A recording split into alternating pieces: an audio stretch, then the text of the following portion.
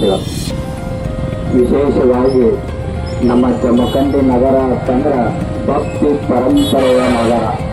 ಒಂದು ಇಡೀ ಎಲ್ಲ ಜಿಲ್ಲೆಯವರು ನಮ್ಮ ಜಮಖಂಡಿಗೆ ಏನಂತ ಕರೀತಾರೆ ಅಂದ್ರೆ ಆಧ್ಯಾತ್ಮದ ತವರು ಭೂಮಿ ಯಾವುದಾದ್ರೂ ಇದ್ರೆ ಅದು ನಮ್ಮ ಜಮಖಂಡಿ ನಗರ ಅಂತ ತಿಳ್ಕೊಂಡು ಎಲ್ಲರೂ ಪೂಜೆ ಹೇಳ್ತಾರೆ. ಆದ್ರೆ ಇಂಥ ಊರಿನೊಳಗೆ ಈಗ ಹೆಂಗೆ ನಿರ್ಮಾಣ ಆಗತ್ತದಂದ್ರೆ ಈ ದುಶ್ಚಟ ಎಲ್ಲಿ ನೋಡಿದಲ್ಲೆಲ್ಲ ದುಶ್ಚಟ ಮಾಡುವಂಥವರ ಸಂಖ್ಯೆ ಇವತ್ತಿನ ದಿವಸ ನಮ್ಮ ಜಮಖಂಡಿ ಒಳಗೆ ಭಾಳ ಆಗ್ಯದ.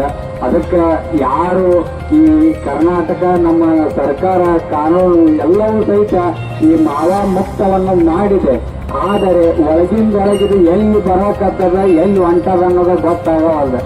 ಅದರ ಸಲುವಾಗಿ ನಾ ಎಲ್ಲ ಅಧಿಕಾರಿಗಳಿಗೆ ವಿನಂತಿ ಮಾಡ್ಕೊಳ್ಳೋದು ಇಷ್ಟೇ, ಎಲ್ಲಿದು ತಯಾರಾಗಕತ್ತದ ಎಲ್ಲಿದು ಹೊಂಟದ ಅನ್ನೋದು ನೀವೆಲ್ಲರೂ ಕೂಡ ಅವಲೋಕನೆ ಮಾಡಿಕೊಂಡು ಯಾರು ಇದನ್ನು ತಯಾರು ಮಾಡುತ್ತೀರಲ್ಲ ನಿಮಗೇನಾದರೂ ಮನುಷ್ಯನೊಳಗೆ ಏನಾದರೂ ಒಂದು ಮನುಷ್ಯತ್ವ ಅನ್ನೋದು ಏನಾದರೂ ನಿಮ್ಮೊಳಗಿತ್ತಂದ್ರೆ ಇನ್ನೊಂದು ಮನೆ ಹಾಳು ಮಾಡಲಾರ್ದೆ ಉದ್ಧಾರ ಮಾಡುವಂಥ ಗುಣ ನಿಮ್ಮೊಳಗಿತ್ತಂದ್ರೆ ದಯವಿಟ್ಟು ನಿಮಗೆ ಕಳಕಳಿ ವಿನಂತಿ ಮಾಡ್ಕೊಳ್ತೇನೆ, ಯಾರು ಕೂಡ ಇದನ್ನು ಮಾಡಕ್ಕೆ ಹೋಗ್ಬೇಡ್ರಿ.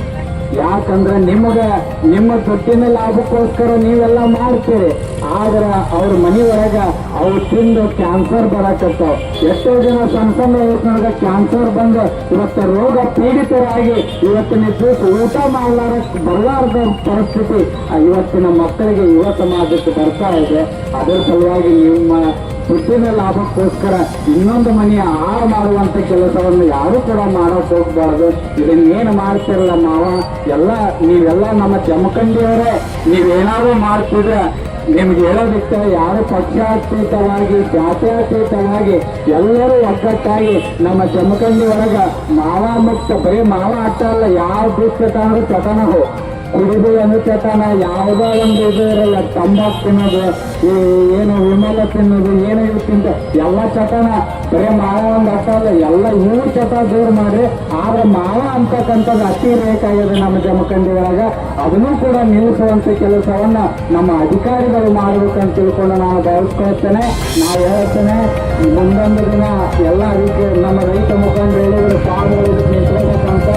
ಒಂದು ಜನವರಿ ತಿಂಗಳಿಂದ ನಮ್ಮ ಜಮಖಂಡಿಯಲ್ಲಿ ತಾಲೂಕಿನಲ್ಲಿ ಇರ್ತಕ್ಕಂಥ ಪ್ರತಿಯೊಂದು ಹಳ್ಳಿಗಳಿಗೆ ಜೋಳಿಗೆ ಹಿಡ್ಕೊಂಡು ವ್ಯಸನ ಮುಕ್ತ ದುಶ್ಚಟಗಳ ದೀಕ್ಷೆ ಸದ್ಗುಣಗಳ ದೀಕ್ಷೆ ಅನ್ನುವಂಥ ಕಾರ್ಯಕ್ರಮ ನಮ್ಮ ನಗರದ ಪರವಾಗಿ ಜನವರಿ ತಿಂಗಳಿಂದ ಪ್ರತಿ ಹಳ್ಳಿಯೊಳಗೆ ನಾವು ಮಾಡೋರಿದ್ದೇವೆ.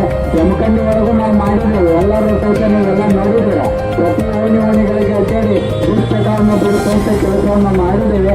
ಎಲ್ಲ ಸುಧಾರಣೆ ಮಾಡ್ತೀನಿ ಅಂದ್ರೆ ಆಗುವುದಿಲ್ಲ.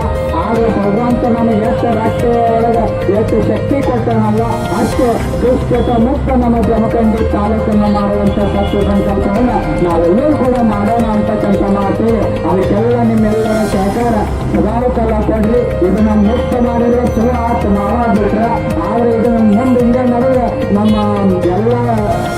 ನಮ್ಮ ಸಂಘಟನೆಗಾರ ಕಳ್ಕೊಂಡು ಇನ್ನೂ ಮತ್ತೆ ದೊಡ್ಡ ಪ್ರಮಾಣಗಳನ್ನು ಇದನ್ನು ಪ್ರತಿಭಟನೆ ಮಾಡೇ ಮಾಡ್ತೇವೆ ಅಂತಕ್ಕಂಥ ಮಾತನ್ನು ನಿಮ್ಮೆಲ್ಲರಿಗೂ ಸಹಿತ ಏನಾದ್ರು ಇಷ್ಟಪಡ್ತೇವೆ ಅಂತಕ್ಕಂಥ ಮಾತನ್ನು ನಮ್ಮ ಸಂಬಂಧಪಟ್ಟ ಇಲಾಖೆಗಳಿಗೆ ಮನವಿ ಕೊಟ್ಟರೂ ಸಹಿತ ಯಾವುದೇ ಪ್ರಯೋಜನವಾಗಿಲ್ಲ.